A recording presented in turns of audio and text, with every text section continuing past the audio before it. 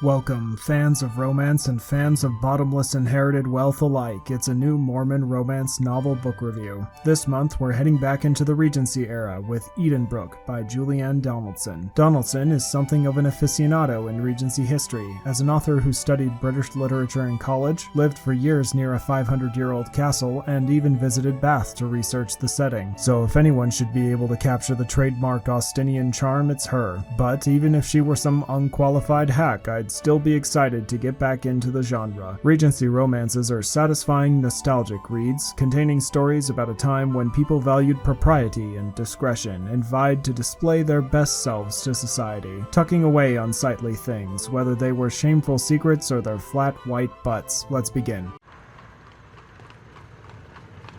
Much like an Austen novel, Edenbrooke has a wide array of characters whose importance are constantly in flux. The main ones are Marianne, the heroine who just wants to leave the drama of Bath and see the country, and Philip, the honorable yet restive love interest who happens to live in the country, wouldn't you know it? Around them are Marianne's aunt and cousin, having inheritance troubles, Marianne's sister, who's trying to court Philip's brother, Philip's mom, who is there too, and Philip's dad, who isn't. The character dynamics in this book start really well, actually. Some of them may have more compassion than others, but none of them are obvious villains or heroes. They're all just trying to do the best they can for themselves in an unforgiving high society. I felt like I could relate to them all, and I was excited to see whether by the end of the book I had chosen to root for the right people. And on top of that, Donaldson kickstarts the whole thing with an exciting scene where Marianne's carriage is robbed by highwaymen, and there's blood and gunshots and narrow escapes. I'm totally on board with it.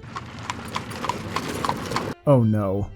It's boring. Like, the highway robbery happens and then she arrives at the country manor, she meets Sir Philip, and at the end there's this adventurous part where she gets kidnapped and Philip comes and saves her and subsequently confesses his love, but for the middle 80% she... You know what? Let's go over it. At the start of the middle 80% of the book, Philip has all kinds of obfuscations surrounding him. At first, we don't even know his name. He's just a handsome do-gooder who refuses to disclose his identity. Later, Marianne learns his true name, but then he lies about his firstborn brother being dead, leading Marianne to think that he'll only receive a meager inheritance when in fact he's the steward of a giant burning dumpster full of money. Then, other people told Marianne he was an insatiable flirt, and instead of clarifying his exclusive feelings for Marianne, he put her through pointless word roundabouts that left her more confused than before. Right up until the end, it's not clear whether Marianne is going to end up with this guy, but also... not really, right? You can fill up your Regency novel with as many twists as you want, but if they all lead to the girl getting married to the richest man in the story, were there really any twists in it at all? And the longer the twists continue, the more I feel like it's just trying to waste my time. Wasting my time is one of the key themes of Edenbrooke. The middle 80% of the book revolves around developing Marianne's and Philip's tentative love for each other, but really their relationship only changes like 2 times, and for the rest, it's filler. Just big swaths of thick maudlin spackle. My thoughts, scattered with the currents of emotion that raced through me, is a sentence that sounds important but doesn't actually describe anything.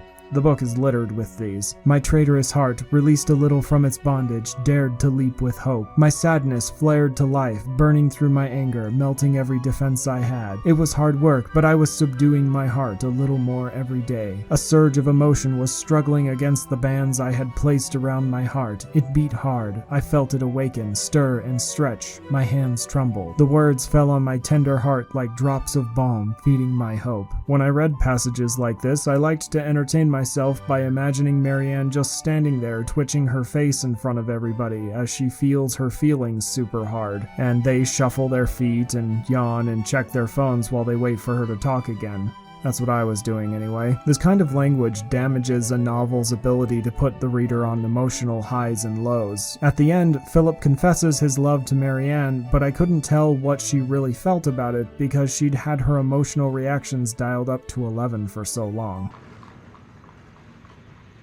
This book made me think back to when I read Pride and Prejudice. It made me wonder why I liked it so much. Heaven knows Pride and Prejudice isn't my demographic. Not once in P&P does Elizabeth face creatures from the nether void, and I don't remember a single scene where the contents of a manila folder are described as above top secret, not even the generals know about this. No, it's a book with pretty dresses and girls that sit and write correspondence all day, and whenever they have an encounter with a boy, they retreat to their bedroom to gossip about it. Instead, what kept drawing me back to the book was the characters' superlatively engaging conversations. Everyone in that book is saying two things at once, and it's an alluring mystery to uncover what the hidden intentions are behind their words and what sort of foreshadowing it gives their actions. I say this because I think it's what Edenbrooke was missing. It knew the culture and the geography and the depictions of the day-to-day lives of Regency nobility, but the characters revealed their innermost workings with all the subtlety and eloquence of 5-year-old primary children. It knew the difference between its landaus and its barouches, but